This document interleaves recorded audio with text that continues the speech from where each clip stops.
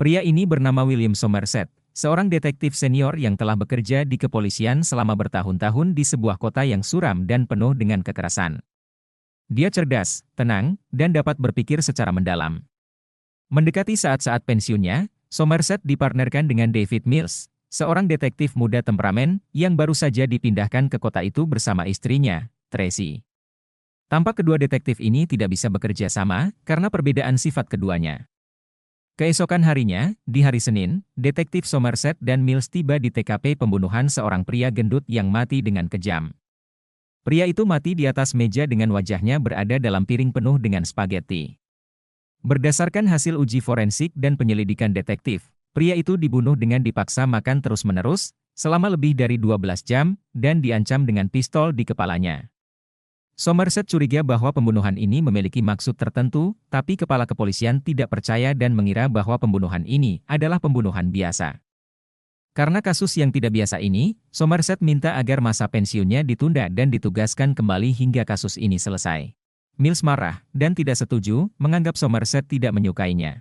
Namun kepala kepolisian menyetujui permintaan Somerset. Dia menugaskan Mills di kasus lain, dan memberikan kasus si gendut pada Somerset sampai nanti dia pensiun. Pembunuhan kedua terjadi di hari Selasa, di sebuah kantor besar yang dipenuhi dengan wartawan. Detektif Mills tiba di TKP pembunuhan, dan kemudian diketahui identitas korban adalah pengacara kaya bernama Ellie Gold. Tubuh korban sudah dievakuasi oleh kepolisian, dan sudah tidak ada di TKP. Pelaku meninggalkan jejak tulisan dengan darah, bertuliskan grit, yang berarti dosa keserakahan, di karpet TKP. Tak hanya itu, pelaku juga menggambar 2 buah lingkaran di foto istri korban, tepat pada matanya, dengan darah. Kepala kepolisian mendatangi Somerset dan menceritakan tentang kasus Ellie Gould, tetapi Somerset menjawab seakan dia tidak peduli, karena dia akan pensiun sebentar lagi. Kepala kepolisian pamit dan memberinya bukti baru dalam kasus pembunuhan si gendut, berupa beberapa potongan plastik kecil yang ditemukan di dalam perut korban. Dengan membawa bukti baru, Somerset kembali ke TKP pembunuhan si gendut. Dia memeriksa kulkas dan tidak menemukan apa-apa, sampai saat dia melihat ke lantai. Ada beberapa bekas goresan di lantai, yang ternyata cocok dengan plastik yang berasal dari perut korban. Karena penasaran, Somerset menggeser kulkas itu dan menemukan kata-kata di kertas, yang dipaku di tembok di belakang kulkas. Dan tulisan besar pada tembok, yaitu gluttony, yang berarti dosa kerakusan. Dengan penemuannya itu, Somerset kembali ke kantor dan menceritakannya kepada kepala kepolisian dan detektif Mills. Secarik kertas berisi kata-kata, perjalanan panjang dan sulit, untuk meninggalkan neraka, menuju cahaya. Yang berasal dari puisi buatan John Milton, berjudul Paradise Lost. Selain itu, tulisan dosa kerakusan di TKP si gendut, membuatnya beranggapan bahwa kasus pembunuhan si gendut dan kasus Ellie Gould itu berkaitan. Dosa kerakusan dan keserakahan di 2 TKP tersebut, berasal dari 7 dosa mematikan, yang terdiri dari dosa keserakahan, kerakusan, kemalasan, kemarahan, kesombongan, hawa nafsu, dan iri hati. Berdasarkan hal tersebut, Somerset menegaskan bahwa akan ada 5 lagi kasus pembunuhan. Tapi Somerset pergi meninggalkan kantornya dan tidak mau berurusan dengan kasus itu, karena sudah ada detektif Mills yang akan menggantikannya. Sepulang dari kantor, Somerset pergi menuju perpustakaan. Dia mencari buku-buku sastra yang berkaitan dengan 7 dosa mematikan. Dia menulis daftar buku-buku yang dia temukan dalam sebuah surat, dan meninggalkannya di meja detektif Mills untuk membantunya mencari petunjuk dalam kasus pembunuhan. Keesokan harinya pada hari Rabu, Mills tampak sangat pusing setelah membaca buku-buku yang direkomendasikan oleh Somerset semalaman. Mills yang kini menempati kantor lama Somerset, mendapatkan telepon dari istrinya, Tracy. Tracy mengundang Somerset untuk makan malam di rumahnya malam ini, dan Somerset menyetujuinya. Sepulang kerja, Somerset tiba di rumah Mills, dan disambut hangat oleh Tracy, seorang wanita yang sangat cantik. Saat makan malam, Mills bercerita tentang dirinya yang ditipu oleh agen real estate, dan mendapatkan rumah di sebelah kereta api yang sering berguncang dan berisik. Mereka bertiga tertawa dan terlihat menjadi lebih dekat. Setelah makan malam, Somerset dan Mills berdiskusi tentang kasus pembunuhan Ellie Gould. Berdasarkan bukti-bukti dan foto yang ada, Somerset dan Mills menyimpulkan bahwa Ellie Gould dibunuh saat dia kerja lembur di kantornya. Dia diikat di kursi kerjanya, kecuali tangan kanannya yang bebas dan memegang sebuah pisau. Terdapat secari kertas di TKP yang bertuliskan, 0,5 kilogram daging, tidak lebih dan tidak kurang, tanpa tulang lunak, tanpa tulang, hanya daging. Selesaikan ini dan dia akan bebas. Yang berasal dari drama Shakespeare berjudul Merchant of Venice.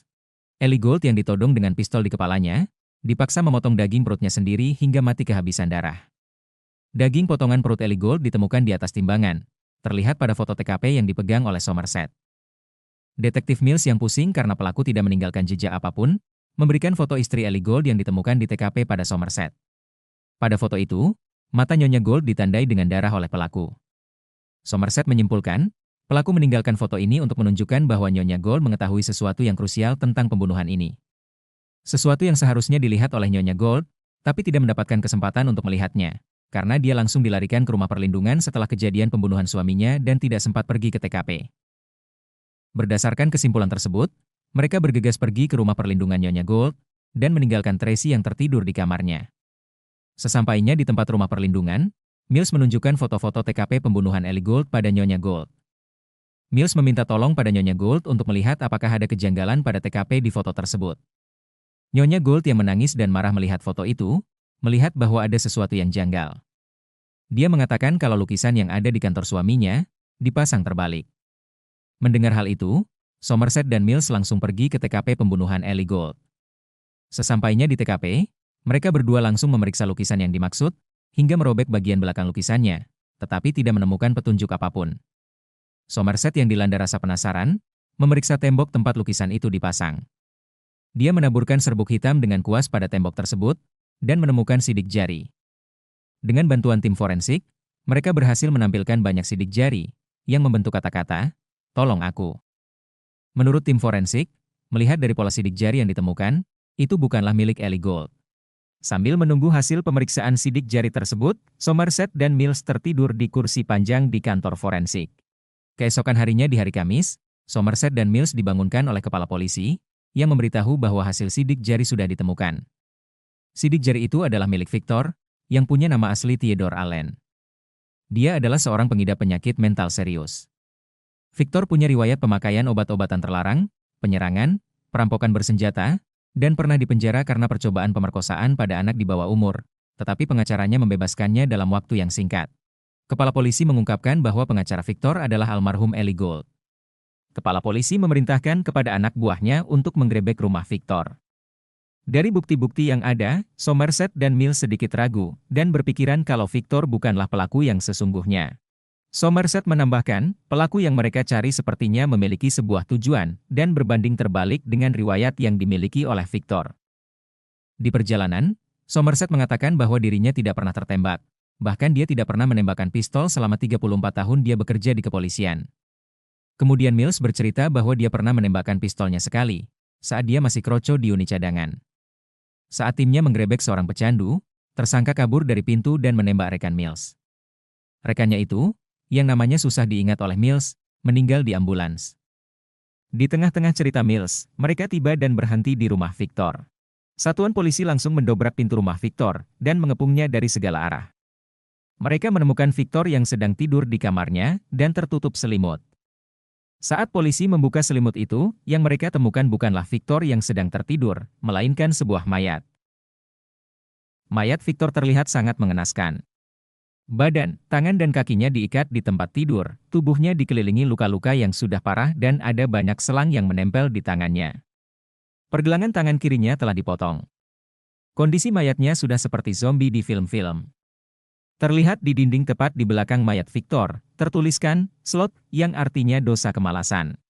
Mills menemukan foto-foto Victor yang tergeletak di meja. Pada foto itu tertera tanggal mulai 3 hari yang lalu, sampai tepat 1 tahun yang lalu, dari foto Victor masih sehat sampai terlihat sakit parah. Saat tim polisi memeriksa mayat Victor, mereka dibuat shock karena mayat itu tiba-tiba terbangun dan batuk hebat. Semua yang ada di ruangan itu berteriak kaget dan menodongkan senjata mereka. Ternyata Victor masih hidup. Melihat itu, Somerset segera memanggil ambulans, dan Victor langsung dievakuasi ke rumah sakit.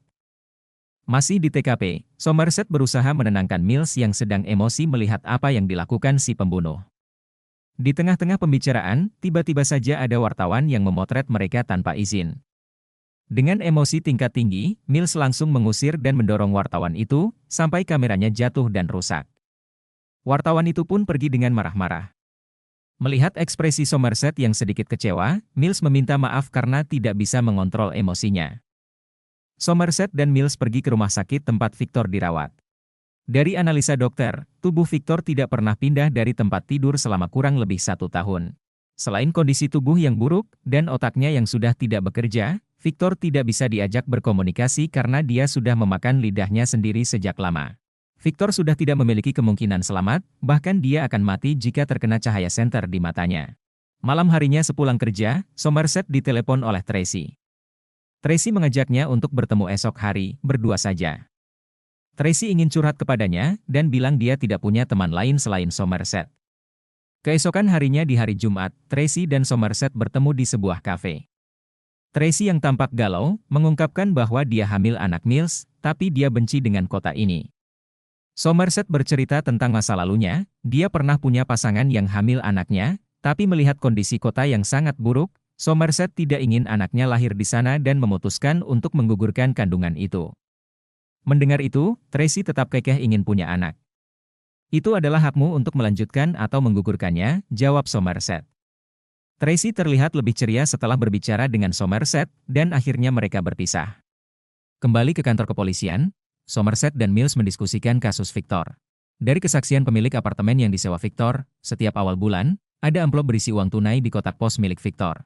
Victor yang menghuni apartemen nomor 306, tidak pernah komplain, dan tidak ada yang pernah mengajukan komplain terhadapnya dan selalu membayar sewa tepat waktu. Dia adalah penyewa terbaik yang pernah ada di apartemen itu, ungkap pemilik apartemen. Mills emosi karena dia tidak bisa berbuat apa-apa, hanya bisa duduk saja di kantornya karena tidak ada barang bukti yang cukup untuk menemukan si pelaku. Mills menganggap pelaku adalah orang gila, tapi Somerset tidak setuju. Menurutnya, pesan puisi yang ditinggalkan pelaku ada benarnya. Si pelaku memiliki dedikasi yang tinggi, karena bisa menyekap dan merawat Victor selama 1 tahun terikat di tempat tidurnya dan memotong tangannya untuk meninggalkan sidik jari di TKP. Somerset mengatakan si pelaku sengaja membuat mereka menemukan Victor setelah disekap tepat 1 tahun lamanya. Mills menjawab, walaupun si pelaku sering ke perpustakaan, dia itu tetap saja orang gila. Mendengar itu, Somerset meminta semua uang Mills yang tinggal $50 dan mengajaknya pergi ke perpustakaan. Sesampainya di perpustakaan, Somerset menulis semua judul buku yang berkaitan dengan 7 dosa mematikan, sedangkan Mills hanya duduk dan makan snack. Keluar dari perpustakaan, Somerset dan Mills pergi ke kafe. Tiba-tiba datang seorang pria, yang ternyata adalah kenalan Somerset dari FBI. Dia memberikan amplop berisi daftar buku yang dia tulis dan sejumlah uang kepada pria itu dan dia pergi begitu saja. Somerset berbisik pada Mills, selama bertahun-tahun FBI memonitoring dan menyimpan data di sistem perpustakaan itu, untuk bisa mengetahui saat buku-buku yang ditandai berbahaya disewa oleh orang-orang yang berpotensi penjahat. Karena hal yang dilakukan FBI ini ilegal, maka mereka tidak bisa menggunakan data itu secara terang-terangan. Somerset meminta pada teman FBI-nya, nama-nama siapa saja yang menyewa buku-buku dalam daftar tadi. Setelah menunggu selama 1 jam, pria FBI datang dan memberikan daftar nama tersebut. Somerset dan Mills memeriksa nama-nama itu, dan menemukan nama Jonathan Doe alias John Doe, dan mendatangi apartemennya. Mills sempat ragu karena mereka tidak punya alasan yang legal untuk menanyai John Doe. Setelah mengetuk pintu beberapa lama dan tidak ada jawaban, dari kejauhan datang seorang pria yang membawa belanjaan berjalan ke arah mereka. Melihat Somerset dan Mills di depannya, pria itu menembak mereka berdua, lalu kabur. Untungnya peluru tidak ada yang mengenai mereka. Ternyata pria tersebut adalah John Doe. Mills dengan sigap langsung berlari mengejar John Doe dan terlibat baku tembak. Somerset berlari mengejar lewat pintu belakang. John Doe berhasil kabur dari Mills dengan menyelinap di salah satu kamar anak-anak dan keluar lewat jendela. John Doe menembaki Mills yang melihat di jendela lalu dia lari. Dengan kondisi di luar yang hujan deras, mereka lompat dari atap ke atap, keluar masuk apartemen itu lewat jendela. Kejar-kejaran yang intens antara Mills dan John Doe berakhir di sebuah gang di luar apartemen. Dalam gang itu terlihat ada sebuah truk sampah. Mills yang sedang memeriksa di sekitar truk sampah itu, tiba-tiba dipukul oleh John Doe, yang ternyata bersembunyi di atas truk itu. John Doe menodongkan pistolnya pada Mills yang terguling kesakitan di tanah.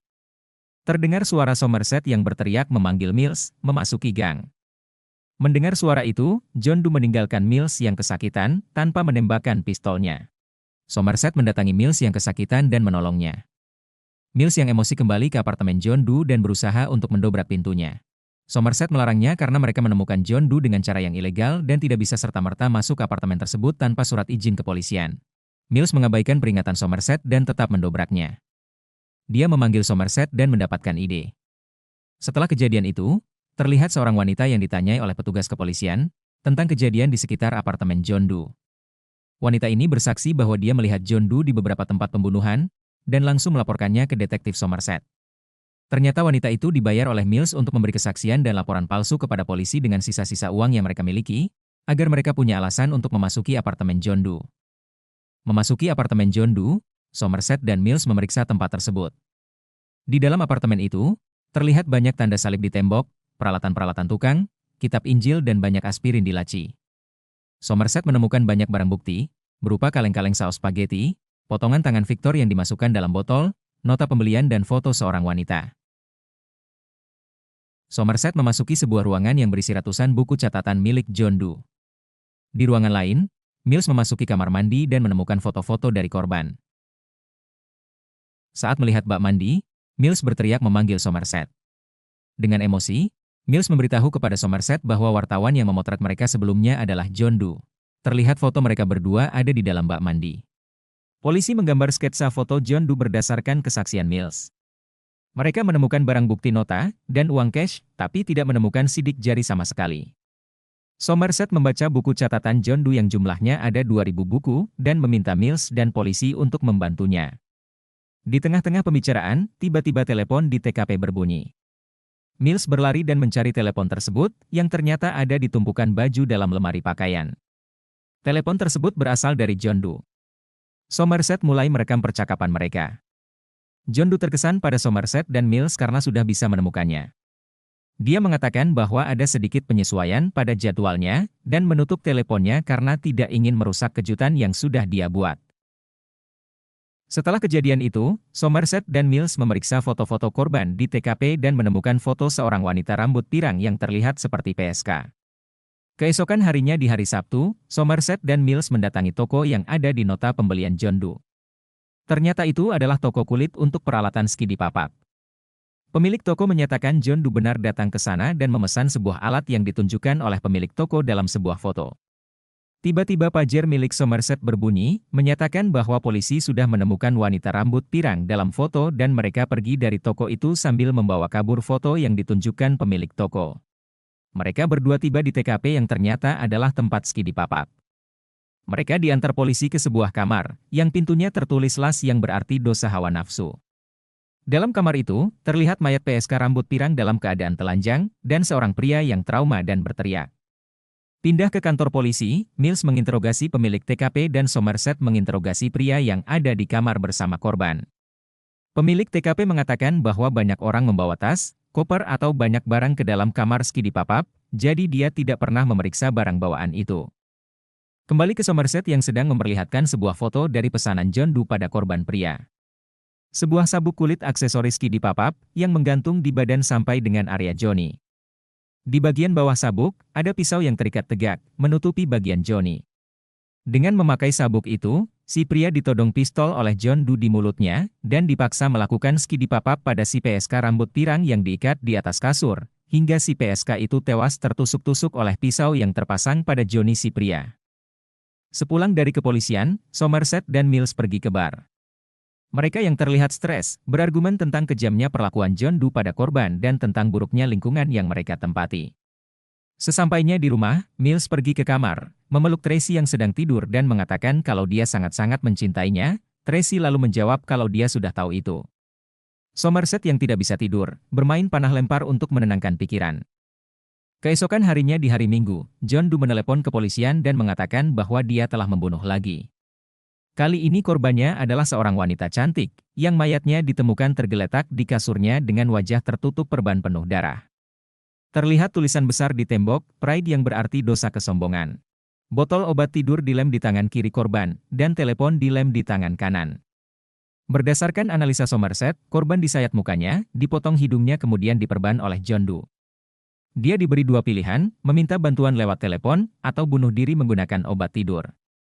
Meninggalkan TKP dan pergi ke kantor polisi, Somerset meminta pada Mills agar tetap menjadikannya partner hingga kasus John Doe ini selesai, dan Mills mengiyakannya. Mills mendapatkan pesan dari lobi kalau tadi istrinya menelepon.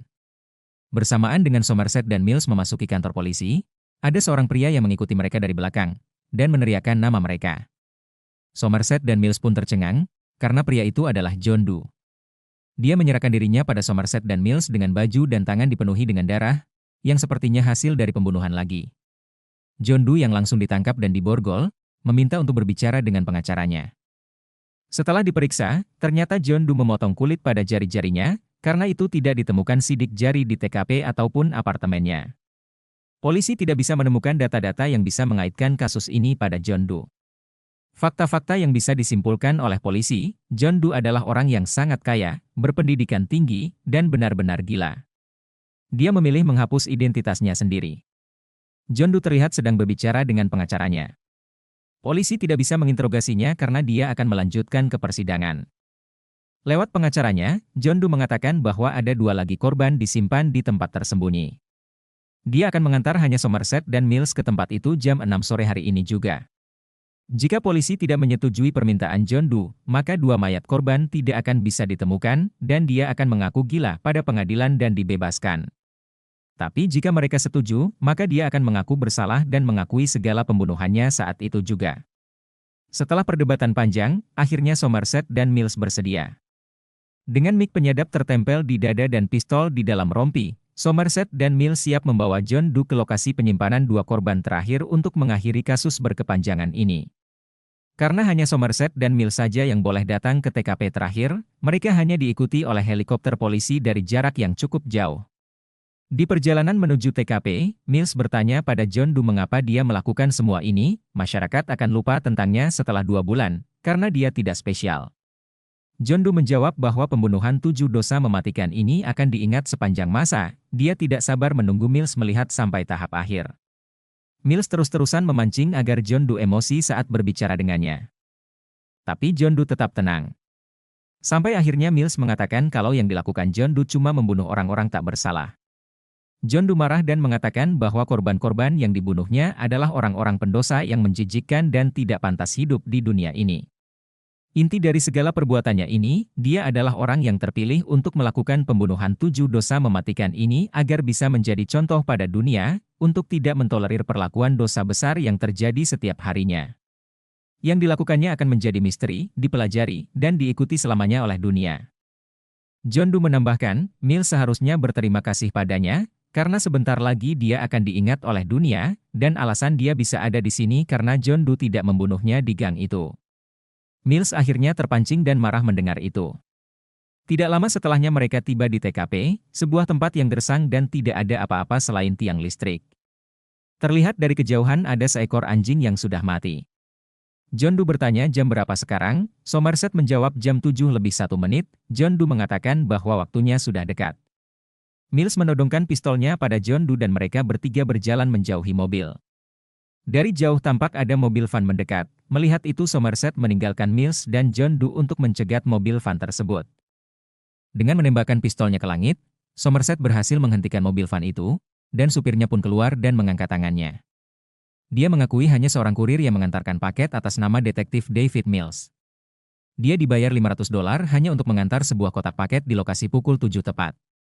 Setelah Somerset memeriksa identitas kurir itu, dia menyuruhnya untuk pergi meninggalkan mobilnya. Somerset pun dengan perlahan, mencoba membuka kotak paket itu. Setelah membukanya, Somerset terlihat sangat syok melihat apa yang ada di dalamnya. Dengan wajah pucat, dia menginstruksikan helikopter segera pergi dari TKP, lalu dia lari menuju lokasi Mills dan John Doe.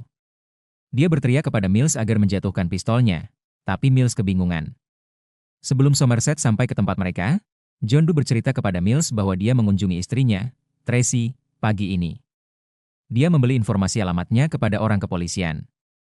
John Doe mencoba hidup biasa seperti Mills bersama Tracy, tapi tidak berhasil. Karena hal itu, dia memenggal Tracy dan mengirimkan kepalanya dalam box sebagai souvenir untuk Mills. John Doe melakukan itu karena iri dengan kehidupan normal Mills, dan mengatakan bahwa envy, yang berarti dosa iri hati, adalah dosa yang ada pada dirinya. Mendengar pengakuan John Doe, amarah Mills meluap-luap. Somerset datang dan memohon pada Mills agar menjatuhkan pistolnya dan berpikir dengan jernih. Mills yang tidak percaya apa yang terjadi, bertanya pada Somerset tapi tidak mendapatkan jawaban, yang membuatnya yakin apa yang katakan oleh John Doe itu benar terjadi. John Doe dengan sengaja melakukan itu untuk membakar emosi dalam Mills, dan menjadikan amarahnya menjadi wrath, atau dosa kemarahan. Dia mengatakan bahwa Tracy memohon ampun untuk dirinya dan bayinya kepada John Doe. Mendengar itu Mills pun tercengang, karena dia tidak tahu bahwa istrinya sedang hamil. Somerset membujuk agar Mills tetap tenang karena jika dia membunuh John Doe, itu artinya John Doe menang. Tidak bisa menahan amarah dalam dirinya, Mills menembak John Doe di kepalanya, dan menembaknya hingga peluru yang ada di pistolnya habis. Setelah kejadian itu detektif Mills ditangkap dan diamankan oleh kepolisian. Somerset berbicara dengan kepala kepolisian bahwa dia akan membantu apapun untuk Mills, dan dia pergi meninggalkan TKP. Like dan subscribe untuk konten film terbaik selanjutnya.